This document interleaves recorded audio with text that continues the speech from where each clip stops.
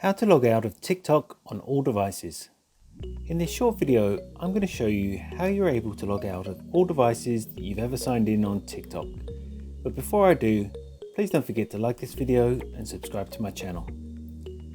Okay, straight into it. So first, of course, open up the TikTok app and head over to your profile by tapping on the profile button in the bottom right hand corner of the screen. Once you're in your profile, tap on the menu icon in the top right hand corner, then tap on Settings and Privacy.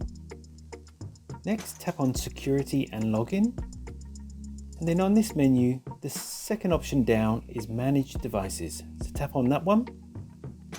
So once you're here, if you've logged into TikTok on multiple devices, you'll see a list of all of the devices that you're currently logged into TikTok on. As you can see, I'm only logged into this device, so multiple devices do not show up on my account. But if you were to have logged in to a different device, it would show up here in a list. And then next to those other devices, you'll see a trash symbol. So you'll just be able to tap on that trash symbol and use that to log out of that device from this phone. And that's what it takes to log out of TikTok on all devices. If you found this video helpful, I'd love it if you liked the video and subscribe to my channel. Thanks for watching.